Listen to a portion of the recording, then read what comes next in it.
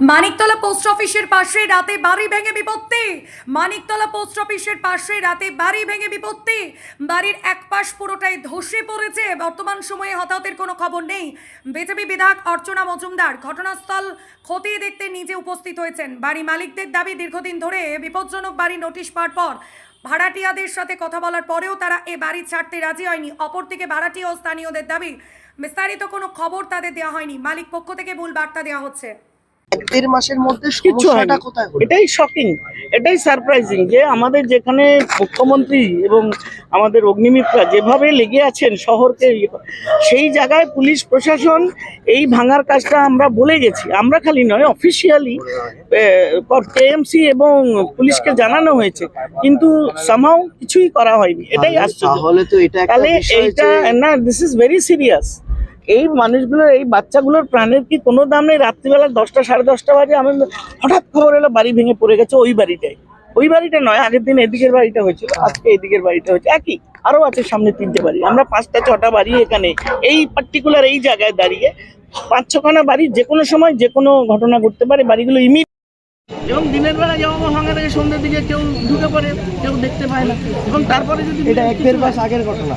দেখুন না, আমি বলবো না, পুলিশও জানে, তারাও দায়িত্ব নেয়। ওসিও নিজে আমার সামনে বলে গেছে, কোনো একটা জায়গায় আইনের বা কোনো গ্যারাকল বা কোনো একটা মানিটারি ডিলের জন্য ল্যান্ডলর্ড এবং টেনেন্টদের মধ্যে অ্যাডজাস্টমেন্ট বা এরা বাড়ি খুলে কোথাও যাবে, ওদের রিহ্যাবিলিটেশনের জায়গা নেই, কিছু রয়েছে যার জন্য এরাও প্রাণের মায়া ত্যাগ করে ওই বাড়ি ধরে বসে পিছনে গিয়ে দাঁড়া। পাড়া প্লাস কারখানা আছে, ব্যবসাও আছে, ঠিক আছে।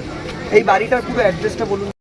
বাড়িটার অ্যাড্রেস উনি রেজিস্টার করে 246 হচ্ছে, আবার ফের 2 নম্বর ওয়ার্ড স্টেশন, কিন্তু 2 নম্বর ওয়ার্ড স্টেশনটা ওনারা কেটে উড়িয়ে দিয়েছে। এটা হচ্ছে পুরো অ্যাড্রেস কি আছে? 246 ওনাদের বড় পার্ট।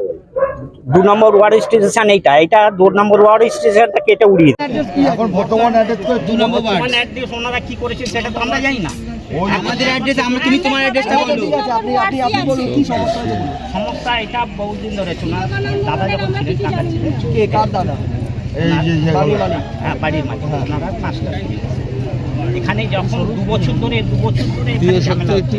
উনি বলছেন আমি প্রমোটারকে দিয়ে দিচ্ছি, আমি কোনো ব্যাপারে জানি না, আমি কোনো ব্যাপারে জানি না, ঠিক আছে। এখনো আমরা প্রমোটার বলছে তপসিয়ায় চলে যান, ওখানে প্রমোটারের সাথে কথা বলতে হবে। আমরা আপনি ল্যান্ডলর্ড, আপনি ভাড়া নিচ্ছেন, আমাদের সব কিছু জানেন, তাহলে আপনি যদি প্রমোটারকে দিয়ে দেন তাহলে আপনি আমাদের লিখিত জানান যে আজ থেকে বাড়ির মালিক আমি নয়, প্রমোটার লিখিত দেবে, আমি প্রমোটারের সাথে জবাব দেব।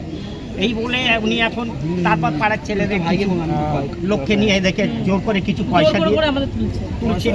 হ্যাঁ, যারা এ করে। এবার আমি কি করছি, চিঠি করেছি, থানাকে জানিয়েছি, কর্পোরেশনকে জানিয়েছি, বিল্ডিং ডিপার্টমেন্টকে জানিয়ে সমস্ত কিছু সরকার যাওয়ার আগে, মানে আমি ডিসেম্বরের কথা বলছি, জানুয়ারি ফেব্রুয়ারি এই পর্যন্ত হয়ে আসে। আপনার কি এটা এখানে ব্যবসা? আমার এখানে ব্যবসা আছে, গ্রিলের দোকান আছে। গ্রিলের দোকান কত বছর ধরে? আমার গ্রিলের দোকান 22-24 বছর, তার আগে থেকে কয়লা কেরোসিনের কারবার ছিল। আপনার পুরো নামটা? আমার নাম গৌর মন্ডল। বাংলায় বলুন। কর্পোরেশনে চলে গেছি, ওরা বাড়ি বোর্ড লাগিয়ে দিয়েছিল, এই অবধি হয়।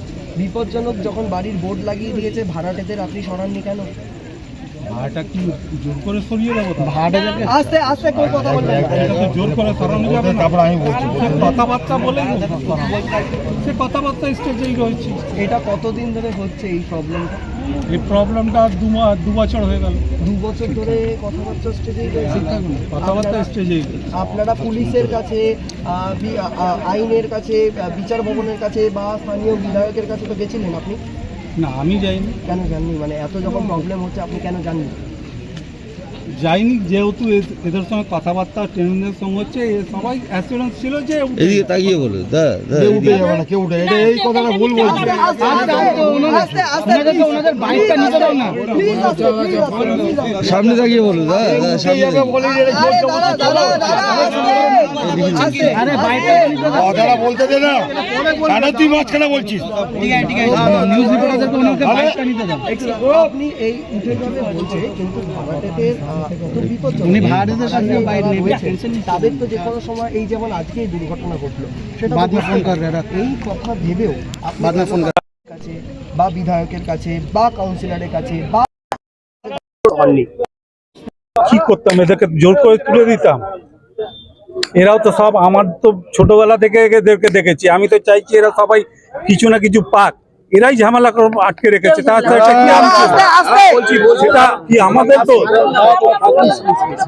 দাদা তাহলে তাহলে তাহলে তাহলে এটা মিউচুয়াল আন্ডারস্ট্যান্ডিং এর কথাবার্তা, এদের সঙ্গে আমারও মিউচুয়াল আন্ডারস্ট্যান্ডিং আছে। এটাই চাইছি যে এরাও মানে গেলে একটা কি বিনিময়, তার বিনিময় তাহলে কিছু আপনি বাড়িটা হয়ে যায়।